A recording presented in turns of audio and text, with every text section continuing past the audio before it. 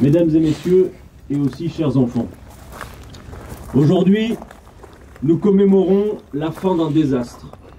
Le premier carnage d'ordre industriel qu'aura connu l'Europe au XXe siècle. Bien sûr, ça n'était pas, et de loin, le premier conflit dans lequel se seront jetées les nations d'Europe. Mais il inaugura une ère nouvelle de l'histoire militaire, celle dans laquelle nous sommes aujourd'hui, où le risque de conflit entre grandes puissances signifie également le risque de l'anéantissement total. 70 millions de soldats mobilisés, 1,3 milliard d'obus tirés, 10 millions de morts et de disparus, 21 millions de blessés et de mutilés parmi les combattants, 5 à 10 millions de pertes civiles selon les estimations, 3 millions de veuves, 6 millions d'orphelins, des destructions d'infrastructures innombrables, un effort de guerre équivalent à 3 à 4 fois le montant des produits intérieurs bruts des pays belligérants. Devant ce résultat, une question se pose. Qui a gagné cette guerre? Quelle nation européenne en sort grandie? Quel peuple a vu ses espoirs réalisés?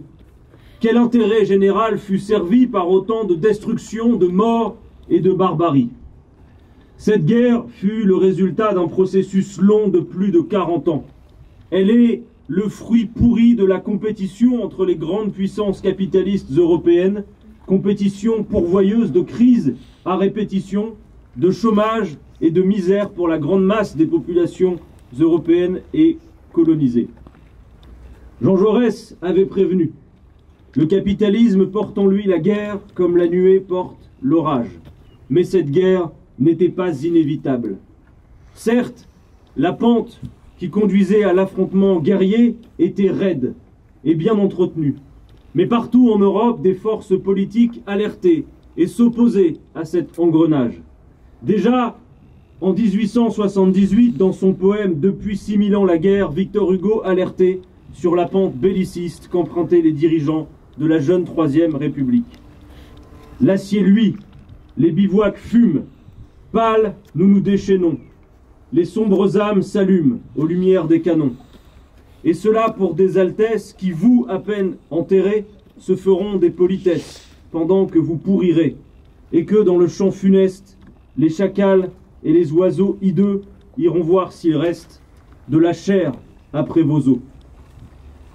Depuis la tribune du congrès de Bâle en 1912, où Jean Jaurès et Rosa Luxembourg proposaient ensemble la grève générale à l'échelle européenne pour mettre fin à l'emballement, jusqu'au plein cœur de la nuit, lorsque les soldats de toutes les nationalités se soulevaient contre l'ordre absurde qui les menait à l'abîme et étaient fusillés pour l'exemple, ce sont d'abord les masses populaires, les consciences ouvrières qui ont enduré la violence de la guerre et ressenti la vacuité.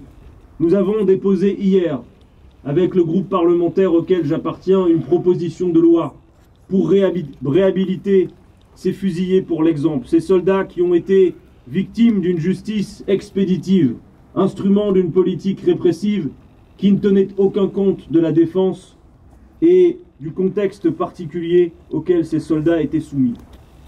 Au lieu de l'unanimisme sans contenu précédant l'amnésie générale qui préside trop souvent en commémoration, il nous faut nous saisir de ce 11 novembre pour rappeler que la guerre, toujours, c'est l'échec total, c'est le mal absolu.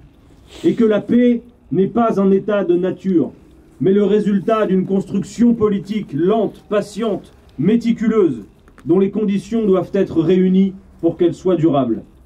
Alors que l'immense majorité des témoins de la Première Guerre mondiale nous ont aujourd'hui quittés, ces événements peuvent paraître éloignés et ces commémorations parfois désuètes.